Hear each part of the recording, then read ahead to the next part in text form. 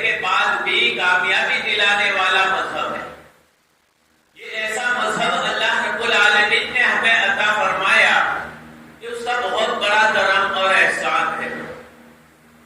اور ابھی ہم جس دور سے گزر رہے ہیں یہ بالکل اخیر کا دور ہے. جب کتاب و سنت کو دیکھتے ہیں اور فتن کی احادیث مبارکہ کو دیکھتے ہیں جو آج سے 1400 سال پہلے ہمارے آقا محمد رسول اللہ صلی اللہ علیہ وسلم نے اپنی مبارک زبان سے ارشاد فرمائی، اگر ان کو دیکھتے ہیں اور فی الحال جو چل رہے ہیں ان حالات کو دیکھتے ہیں تو بالکل روزے روشن کی طرح سامنے آ جاتا ہے کہ قیامت کے قریب کا یہ آخری دور چل رہا ہے. یعنی یہ فتنوں کا دور ہے. اور اللہ کے نبی صلی اللہ علیہ وسلم نے فرمایا کہ رات اندھیری رات کے ٹکڑوں کی طرح پیدر پہ مسلسل فتنے آئے. رات میں اندھیری رات ہوتی ہے، آدمی سوچتا ہے تھوڑی دیر کے بعد روشنی اور زیادہ اندھیرا، پھر اور زیادہ اندھیرا. تو جیسے رات میں اندھیری رات کے جو ٹکڑے جیسے رات بڑھتی جاتی ہے اندھیرا بڑھتا جاتا ہے، اسی طرح سے ایک فتنہ ختم نہیں ہوگا دوسرا فتنہ آئے.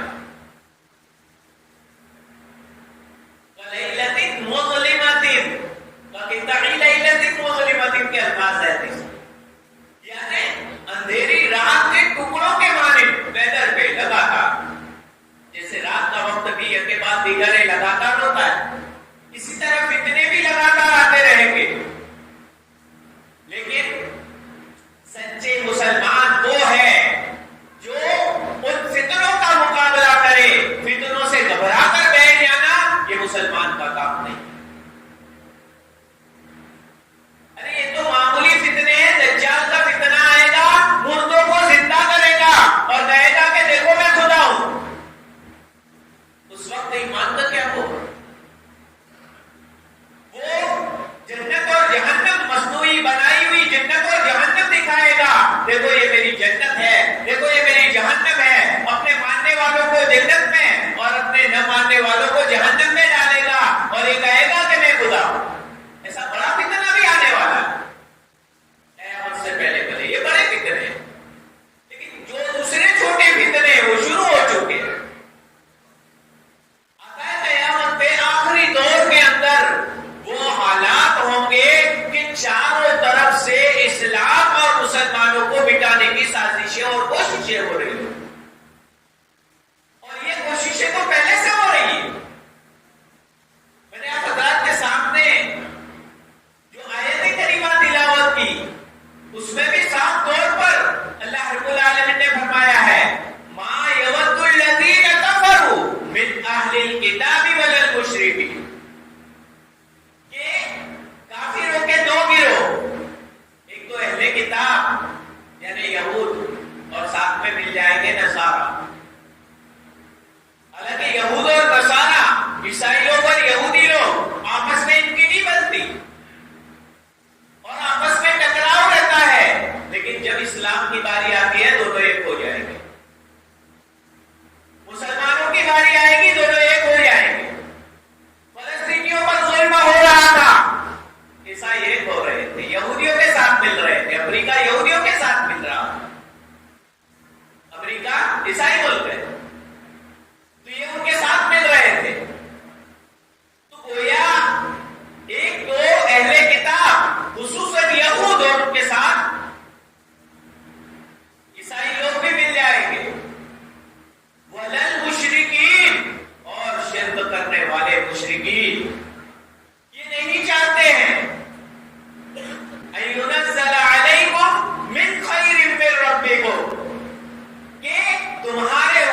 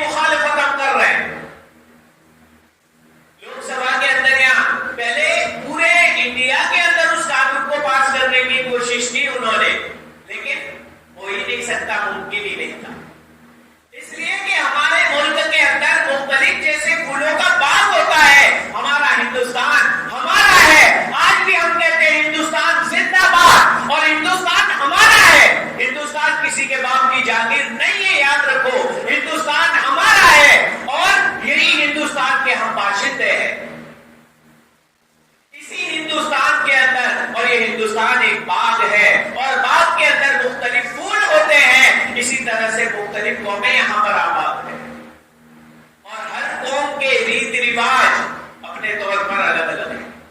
اتنا ہے کہ ہمیں اللہ تبارک و تعالیٰ نے آسمانی طریقے دیے ہیں کہ دنیا میں بھی کامیاب اور آخرت میں بھی کامیاب. باقی دنیاوی اعتبار سے ہر قوم نے اپنے اپنے طریقوں کو آزمایا ہے اور اپنایا ہے.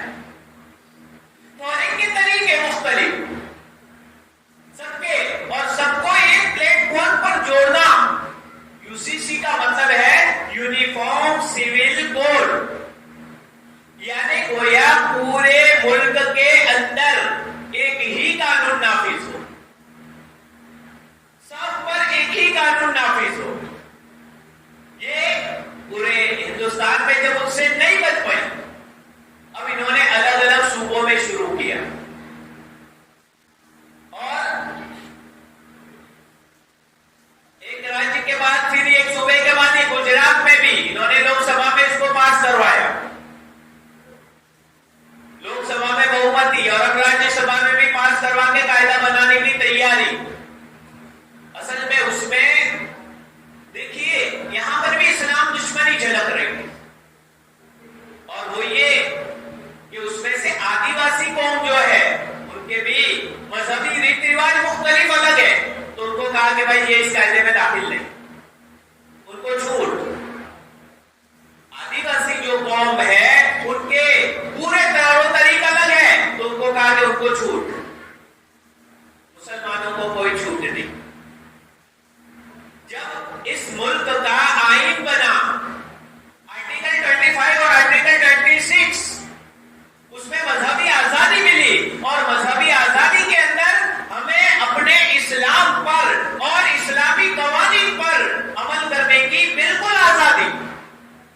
اور اسی کے تحت جب ہندوستان کا آئین بنایا گیا، یہاں کا دستور بنایا گیا، یوں کہو یہاں کا بندارن بنایا گیا، تو اس وقت اس کے اندر یہ ساری چیزیں اور اس میں مسلمانوں کو آزادی کے ساتھ اسلامی قوانین پر عمل کرنے کی چھوٹ دی، اور اس کے لیے مسلم پرسنل لا بورڈ نامی تنظیم مسلمانوں نے قائم کی تاکہ وہ تنظیم نگرانی کرے. مسلم پرسنل لا بورڈ وہ نگرانی کرے کہ بھائی ہاں یہ اسلامی قانون کے تحت یہ باقی رہے. اب یہ ان کا پلان اس کے تحت یہ کہ پورا مسلم پرسنل لا بورڈ کو ہی ختم کر دیا جائے، اور اسلامی قوانین جو دیے ہیں نکاح کہ اسلامی طریقے کے مطابق ایک مسلمان نکاح کر سکتا ہے، اس میں ان کو کیا پرابلم ہے؟ کوئی پرابلم نہیں. اسلامی طریقے کے مطابق مسلمانوں میں آپسی نکاح ہے، طلاق ہے، خلا ہے، وراثت ہے، کسی کا انتقال ہو جاتا ہے، وراثت وغیرہ میں جو مال وغیرہ تقسیم شرعی اعتبار سے کیا جاتا ہے، اس میں وہ کیا پرابلم ہے؟ مسلمان آپس میں بعض غیر مسلموں میں کہ بھائی کن سے شادیاں ہوگی کن سے نہیں ہوگی، ان کے قوانین الگ، اور ہمارے مسلمانوں کے اندر چوتھے پارے میں حرمت علیکم امہاتکم وغیرہ پوری آیت کے ذریعے سے کون کون حرام ہوتے ہیں، کن سے نکاح نہیں ہو سکتا، ان تمام کی لسٹ بیان کر دیں، اور کن سے ہو سکتا ہے باقی سب سے ہو سکتا ہے. وہ وحل لکم ما وراء ذالکم، تو وہ پوری لسٹ بتانے کے بعد دوسروں سے اجازت. اب ان کے قوانین کے اندر کہ بھائی چچیرے بھائی بہن، تو یہ بھائی بہن ہو گئے، وہ نکاح نہیں کر سکتے. ہمارے میں کرتے بہن کا پھوپھی اور ماموں دونوں آپس میں، یعنی ان کے اولاد بہن بھائی کی اولاد، تو یہ آپس میں بھائی کا لڑکا ہے بہن کی لڑکی ہے، بہن کا لڑکا ہے بھائی کی لڑکی، آپس میں نکاح تو کرتے.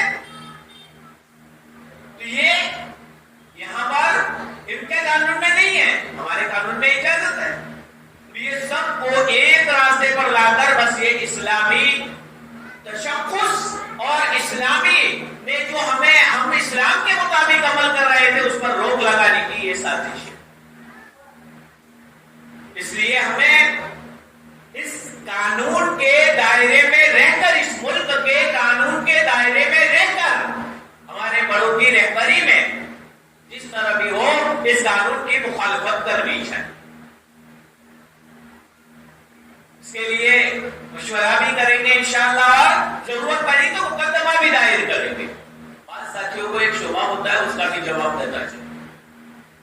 بعض ساتھی کہتے ہیں کہ مقدمہ کر کے کیا فائدہ, مقدمہ کر کے کیا فائدہ, بابری مسجد میں اتنے سالوں تک ہم نے مقدمہ لڑا اور اخیر میں فیصلہ ان کی طرف آیا, اس طرح کئی مقدمہ ہم ہار گئے تو مقدمہ کر کے کیا فائدہ. میں بتلا رہا ہوں کیا فائدہ. پہلی بات تو یہ کہ مقدمہ کرنا اور مخالفت کرنا یہ اس بات کا ثبوت ہے کہ مسلمان جاگ رہا ہے, مسلمان سو نہیں رہا.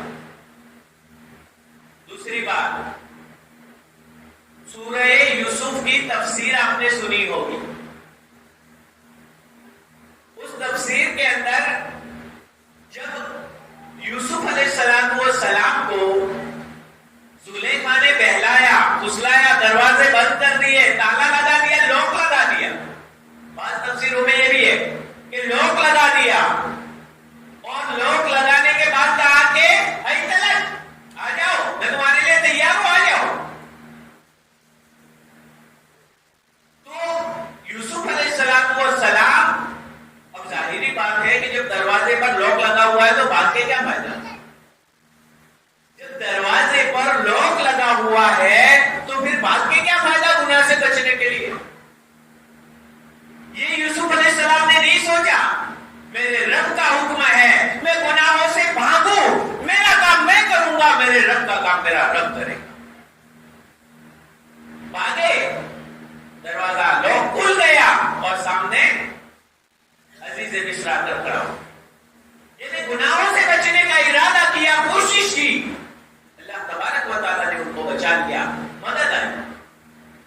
اور قیامت کے دن بھی یہ کہہ سکتے ہیں اے اللہ میں گناہوں سے دور تھا, میں گناہوں سے بچا. تو اگر قیامت کے دن پوچھ ہوئی کہ میری شریعت کو مٹایا جا رہا تھا, میری شریعت کو مٹانے کی سازش کی جا رہی تھی, مسلمانوں کو اس سے دور کیا جا رہا تھا, آپ نے اس کے لیے کیا کیا, کیا جواب. اس لیے میں کہہ رہا ہوں کہ ہمارے اس ملک کے قانون کے دائرے میں رہ کر, میں نہیں کہہ رہا ہوں ملک کی اور قانون کی مخالفت کرنے کے بارے میں نہیں کہہ رہا ہوں, میں کہہ رہا ہوں قانون کے دائرے میں رہ کر ہم جہاں تک ہوگا مخالفت کریں گے انشاءاللہ, تاکہ ہم کہہ سکے اے مولا جتنا ہم سے ہو سکا ہم نے کر لیا, اب آگے کا کام تو کر. میرے بھائیو یاد رکھو, یہ جو شریعت سے چلنا, ہماری مسجدوں کا ہم سے چلے جانا اور یہ اس طرح کے قانون کا ہم پر تھوپنا اور باطل طاقتوں کا اس میں کامیاب ہونا اور ہم اس میں ناکام جو ہوتے جا رہے ہیں, یہ سب ہماری وجہ سے, ہمارے گناہوں کی سزا ہمیں مل رہی. میں آپ کو بتاؤں کہ اگر سروے کیا جائے کہ شرعی اعتبار سے وراثت تقسیم کر کے بہنوں کو پورا پورا حق کون دیتا ہے, ہوں گے الا ماشاء اللہ 2-4. باقی اکثریت کے اعتبار سے دیکھا جائے, الحمدللہ 20 سال سے میں افتاء کا کام کر رہا ہوں, جامعہ دارالقرآن میں بیٹھتا ہوں, فتاوی وغیرہ, بہت ساری بہنیں ہمارے بھائی ہمیں وراثت نہیں دے رہے, اور جب ان کے سامنے مسئلہ ہے نانا اتنا زیادہ نہ آئے, تھوڑا ہی آئے, ان کو کیا کرنا ہے. بلکہ ایک جگہ تو میں نے دیکھا کہ ایک بھائی اپنی بہن کو کہتے ہیں بھائی ہمارا شرعی حق ہمیں دے دو, اس میں کیا ہے, تو وہ مانگنے کے لیے کھڑا ہو گیا, اس کو پیسے چاہیے, اس کو دکھتا. یہ عادت ہے ہماری, یعنی ہم خود ہمیں شرعی قوانین پر عمل کرنے کا موقع مل رہا ہے, اجازت ہے, لیکن اس کے باوجود بس مال کی لالچ میں آ کے ایسے پھنستے ہیں. ہماری ماں بہنوں کی ایسی تربیت کرنا کہ وہ یہ کہے کہ ہمیں کوئی ہمارا قانون نہیں چاہیے, اس لیے کہ یہ باطل طاقتیں دھوکہ دیتی ہے اور یہ کہتی ہے کہ دیکھو ہم عورتوں کا بھلا کر رہے ہیں, کوئی بھی قانون, ٹرپل قانون, طلاق کا قانون وغیرہ اور اس طرح کے قوانین لا کر عورتوں کو بتلایا جاتا ہے ہم تمہارا بھلا کر رہے ہیں, حالانکہ ان عورتوں کو بتلانا ہماری ماں بہنوں کو بتلانا چاہیے. یہ ہمارے ذمہ فرض اور ضروری ہے کہ اس میں تمہارا فائدہ نہیں ہے بلکہ تمہیں شریعت سے ہٹانا مقصود ہے. یہ جو قاعدہ آ رہا ہے گویا مسلمانوں کو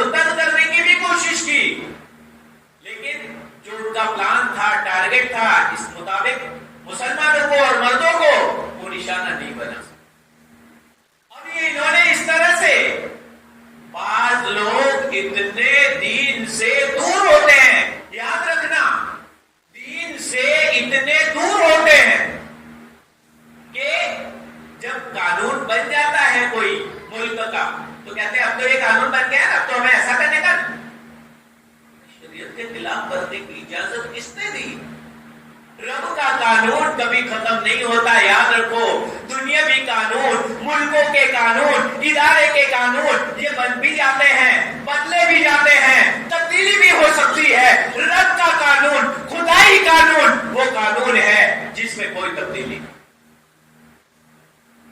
وحی کا دروازہ بند ہو گیا. محمد رسول اللہ صلی اللہ علیہ وسلم آخری نبی آگے چلے گئے. بس اب آپ کے پردہ فرمانے کے بعد دین مکمل ہو گیا. اب اس میں کوئی تبدیلی کی گنجائش نہیں. جب کوئی تبدیلی کی گنجائش نہیں ہے, خیر اب ہمیں کیا کرنا چاہیے؟ خدا نہ خاصہ پہلی بات تو یہ کہ سب کا ہم مخالفت کریں گے, کورٹ میں بھی ضرورت پڑی جائیں گے اور اللہ تعالیٰ سے رو رو کے دعائیں کریں گے. اس لیے کہ سب سے بڑی طاقت اگر ہے تو وہ اللہ کی ہے. ان الحکم الا للہ. اگر حکومت چلتی ہے, اگر حکم چلتا ہے, اگر پاور چلتا ہے تو یہ اللہ کا چلتا ہے. میرے بھائیوں سچی پکی توبہ کرے, اللہ تعالیٰ سے معافی مانگے, اللہ تعالیٰ سے گڑ گڑائے, میرے رب ہم نے تیرے قانون پر عمل نہیں کیا. 3 طلاق دینے کے بعد جب پھنس جاتے ہیں, مفتی صاحب کے پاس آتے, مفتی صاحب فتویٰ بتاؤ, مفتی صاحب کوئی راستہ نکالو. بھائی تم نے راستہ چھوڑا ہی نہیں, ہم کیسے راستہ بتائے. اور جب ان کو کہا جاتا ہے طلاق دینا ہے پہلے آ جاؤ, پہلے تو کوئی آتا ہی نہیں ہے پوچھنے کے لیے کہ مجھے طلاق دینا ہے تو طلاق کا طریقہ کیا ہے, یہ بھی تو جاننا چاہیے. ایک ساتھی ان کے بھائی کا معاملہ تھا, میاں بیوی میں ناچاکی وغیرہ, اور وہ طلاق پر آ گیا تھا. اس کے بھائی نے مجھ سے فون کیا کہ میرا بھائی ہے اس طرح. میں نے کہا کہ ایک کام کرو, وہ میرے پاس اس کو بھیج دو کہ وہ نہیں آئے گا, کیونکہ وہ تو طلاق دینے پر ہی تلا ہوا ہے. میں نے کہا اس کو کہہ دینا کہ مفتی صاحب آپ کو طلاق دینے کا طریقہ بتلائیں گے, اس کو بھیج دو. تو وہ خوش ہو کر رما گیا میرے پاس.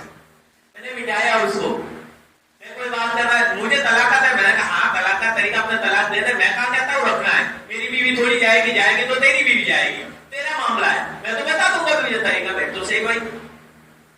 پھر میں نے ان کو کہا نکاح کیا ہوتا ہے اور نکاح میں میاں بیوی کو کیسے رہنا چاہیے.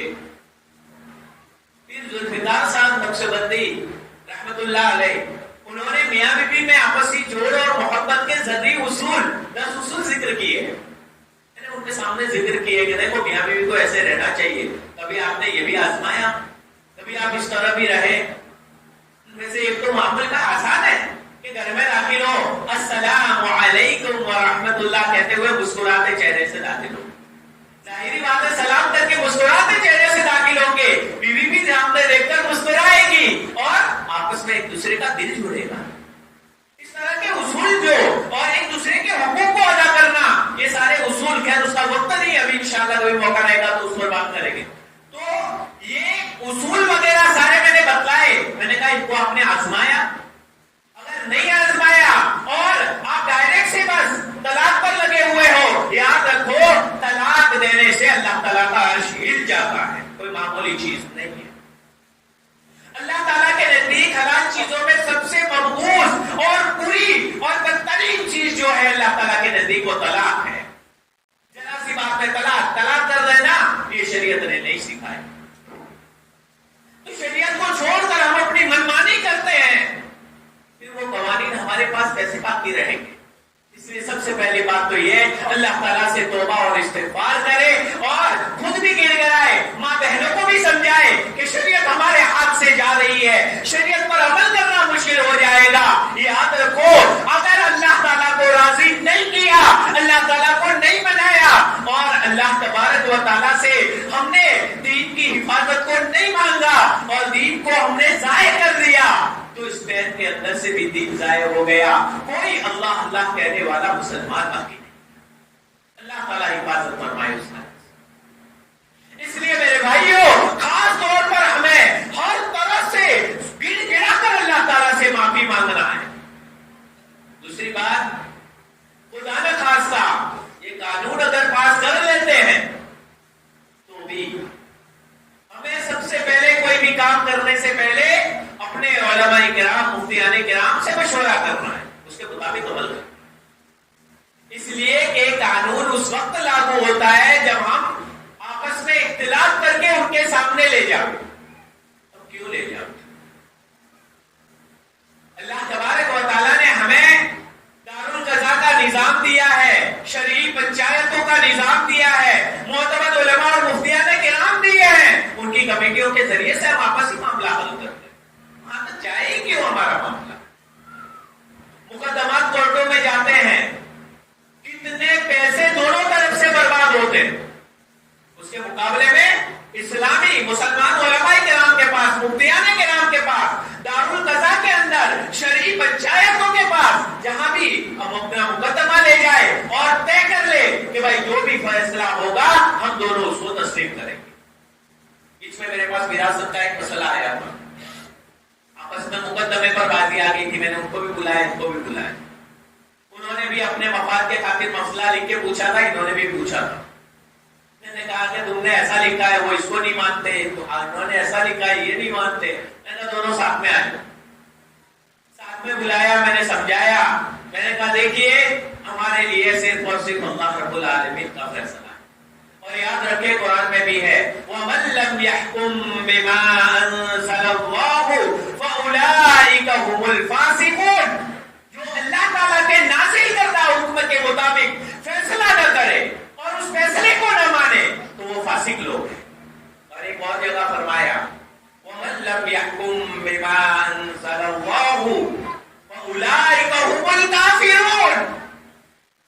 کہ جو لوگ اللہ کے رسول کا اور اللہ کا فیصلہ اس کے مطابق فیصلہ نہ کرے اور اس فیصلے کو تسلیم نہ کرے تو وہ کافر ہے. تو اللہ تبارک و تعالیٰ نے ہمیں مبارک شریعت دی ہے. ہم شریعت کو چھوڑ کر غصہ وقتی طور پر آ جاتا ہے، ہمیشہ کے لیے پچھتاوا. یاد رکھے سکون کے ساتھ سوچے اور شریعت کے مطابق معاملے کو حل کرے. میں نے دونوں کو سمجھایا، میں نے کہا دونوں پہلے تو طے کرو اور میرے سامنے وعدہ کرو کہ جو بھی شریعت کا فیصلہ آئے گا ہمیں منظور ہے. میں نے کہا اللہ، اور دیکھو میں نے ان کو پہچانتا ہوں، میں ان کو پہچانتا ہوں. میں نے کہا شریعت کے مطابق جو فیصلہ ہے ہمیں منظور ہے. دونوں نے کہا مفتی صاحب ہمیں منظور ہے. میں نے ان کو پوچھا بھائی یہ تھا بات، میں نے ان کو بھی پوچھا، میں نے کہا یہ بات صحیح ہے، یہ بات صحیح ہے. دونوں کی بات اتفاق سے سنی اور اس کے بعد پھر شریعت کے مطابق حکم بتلایا. دونوں منظور ہو کر پھر میں نے اس کو لکھ کر دیا. اس کے بعد میں نے کہا کوئی اچھے وکیل سے نوٹری کروا لو اور اس کے مطابق کرو. پورا جھگڑا ہی ختم. تو اس طرح آپسی معاملات نمٹ سکتے ہیں. ابھی ایک معاملہ ہوا تھا شوہر میاں بیوی کا، پرسوں کا ہی معاملہ ہے کہ شوہر بیوی کو مار رہا تھا اور یہ بیوی مار کھانے کے بعد تانے بھی دے رہا تھا. بیوی بھی کہہ رہی تھی کہ مجھ سے ایک غلط کام کوئی میسج کر لیا ہوگا کسی کو، تو یہ آپس میں، اور اس کے بعد سے کیا میں نے چھوڑ دیا ہے لیکن یہ شک کرتا ہے.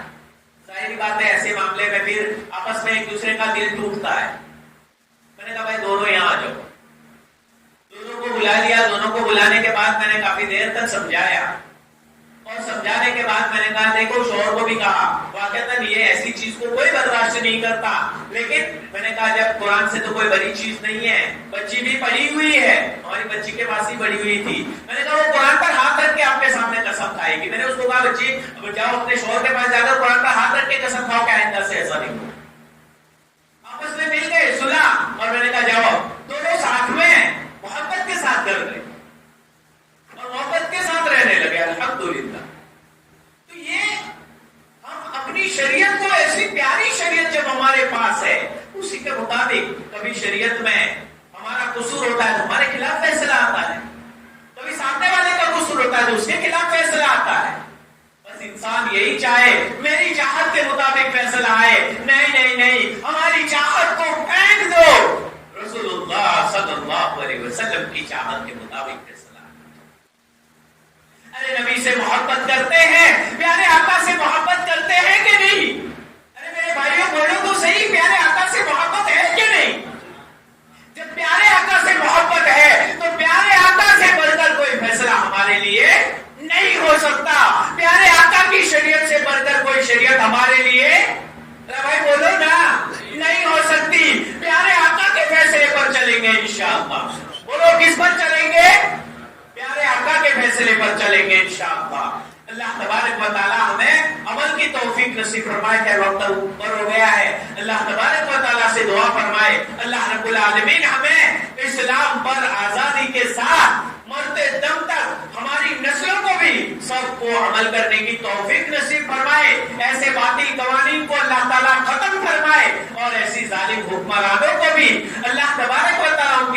میں ہدایت ہے تو ہدایت سے نوازے، ورنہ ایسے لوگوں سے حکومت چھین کر ایسے لوگوں کو سخت سے سخت سزا دے کر عبرت کا نشان بنائے۔ وآخر دعوانا الحمدللہ۔